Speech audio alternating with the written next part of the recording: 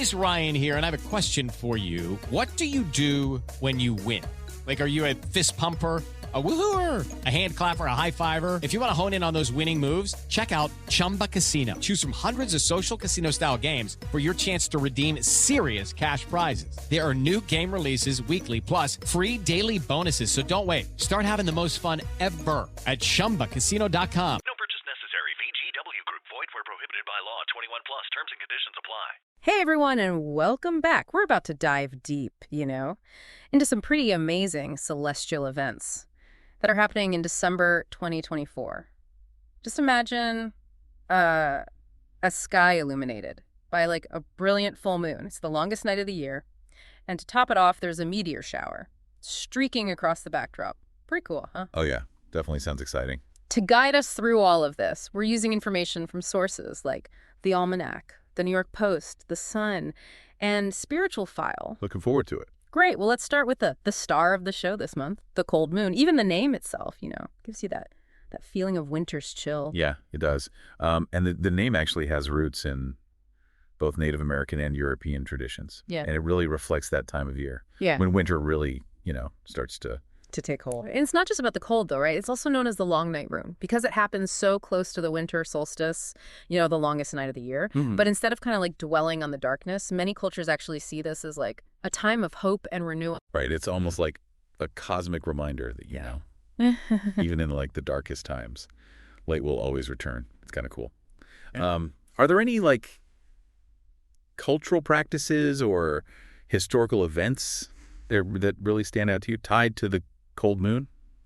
Yeah, actually, there are a few things that Spiritual File highlights. It seems that a lot of cultures celebrate the cold moon with festivals and rituals that focus on like introspection and letting go of the old to make way for the new. It's really interesting, that blend of astronomy and cultural significance. Yeah, it is. It really is. And it makes you think about, our ancestors gazing up at that same moon. Yeah. And finding solace and inspiration in it. It really gives you that sense of connection, doesn't it? So this year's cold moon peaks on Sunday, December 15th, 2024, at 4:02 a.m. Eastern Standard Time. But it'll appear full for a few nights around then, too. And it's going to be brighter, and it'll hang around longer than usual. Oh, that's right. December's full moon, it climbs higher. Yeah. And it stays visible longer because of its position in the sky. So it creates like a more dramatic spectacle. It's like we're getting a supersized moon experience. So I'm wondering, does this have any implications from an astrological perspective?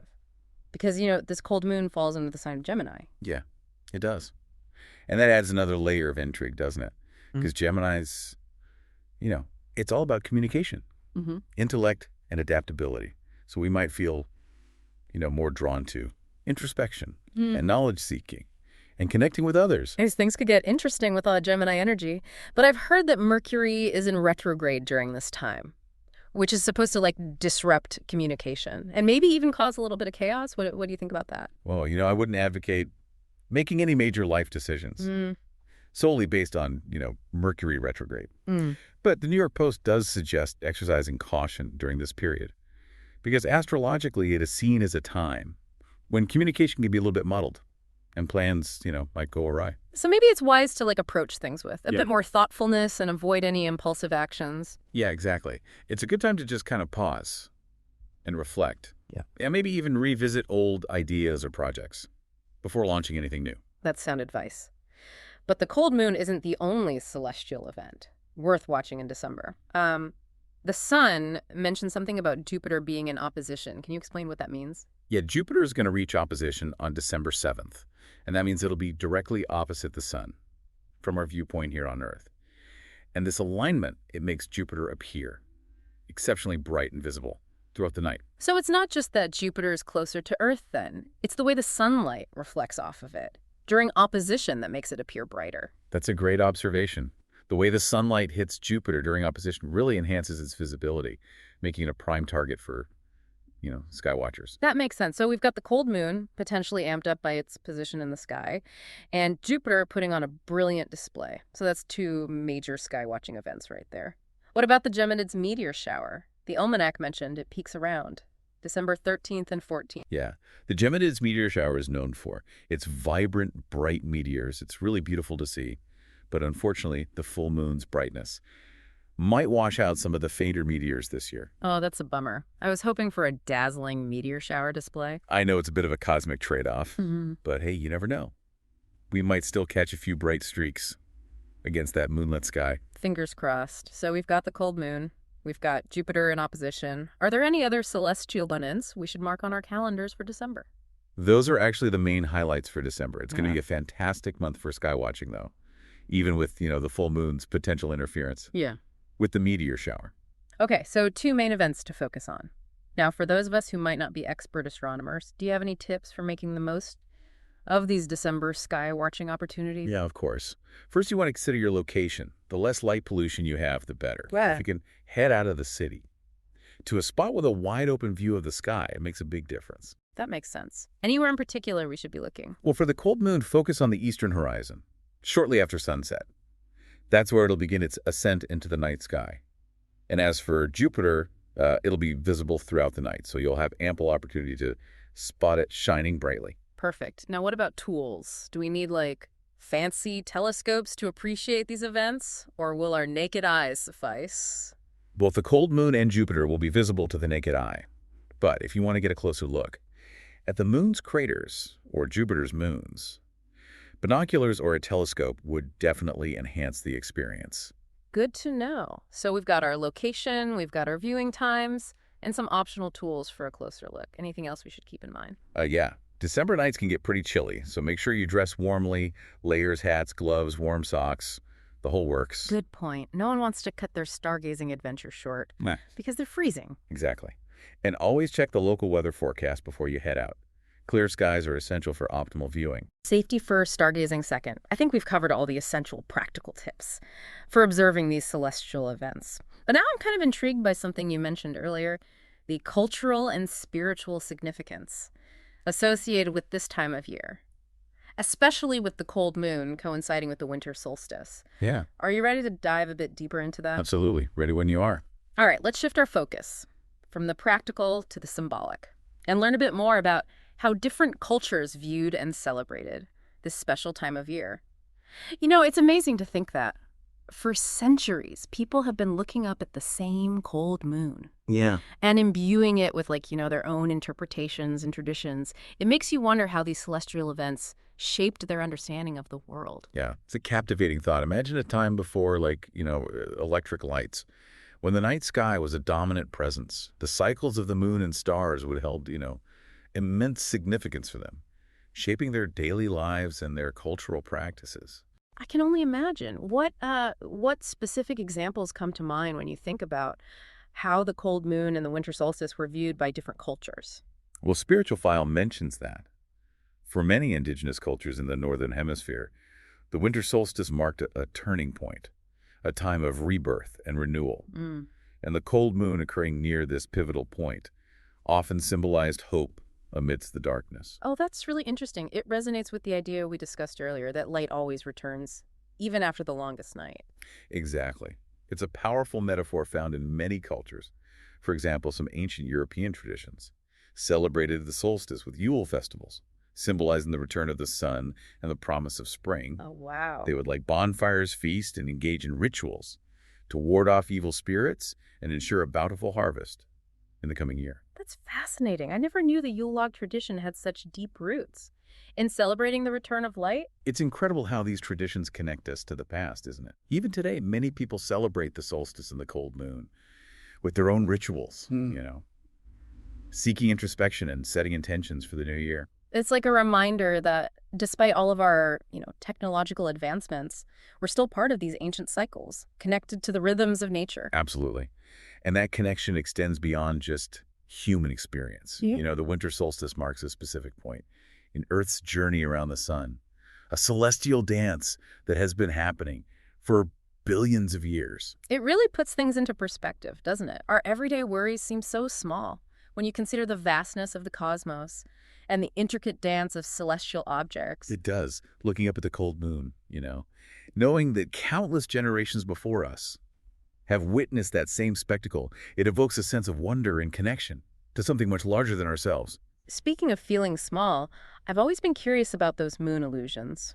We sometimes experience, how the moon appears enormous, when it's near the horizon, but then it seems to shrink as it climbs higher in the sky. Ah, the famous moon illusion. It's a classic example of how our perception can be tricked.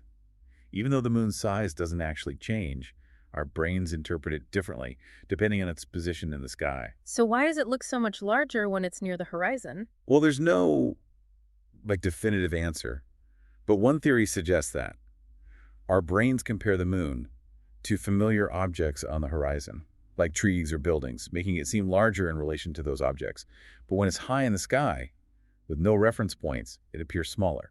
Wow, that's fascinating. Our brains are playing tricks on us, making the moon appear to grow and shrink. Exactly. It's a reminder that our perception of reality isn't always accurate, especially when it comes to, celestial objects. Yeah, that's a great point. Makes you wonder what other cosmic illusions we might be experiencing without even realizing it. But back to December's cold moon. It sounds like we might get like a double dose of that illusion, considering it'll be brighter and linger in the sky longer than usual. You're right. That combination could create a truly impressive visual effect. Definitely something to look forward to. And let's not forget Jupiter in opposition, shining like a beacon throughout the month. Yeah, it's almost as if the universe is putting on a grand celestial show for us as we approach the end of the year. It's a reminder to step outside, look up and connect with the wonders of the cosmos. But before we get lost in the starry night, maybe we should recap what we've learned about this December's celestial highlights. Okay, so let's recap everything we've learned about these celestial highlights for December 2024. It's going to be a busy month. It is going to be a busy month. We've got two main events to look out for. First, the cold moon reaches peak fullness on Sunday, December 15th at 4:802 a.m. Eastern Standard Time. And remember, it's going to be brighter and visible for longer this month because of its unique position in the sky. Right, it's like a bonus round of moon gazing. And then we also can't forget the astrological side of things. This cold moon falls under the sign of Gemini, which is all about, communication, intellect, and adaptability. Exactly. So we might be feeling, drawn towards introspection and maybe a thirst for knowledge. But as we discussed earlier, Mercury is in retrograde during this period, so best to proceed with some caution, especially when it comes to communication and, make any big decisions. So think before you speak and maybe hold off on those impulsive online shopping sprees. Exactly. Now, the second big event is Jupiter reaching opposition on December 7th. This is when Jupiter will be directly opposite the sun from our perspective here on Earth, and it's going to make it exceptionally bright and visible throughout the night. So Jupiter is stepping into the spotlight, ready for its close-up. And if you want to fully immerse yourself in this experience, it sounds like getting out of the city, to minimize light pollution is key. Absolutely.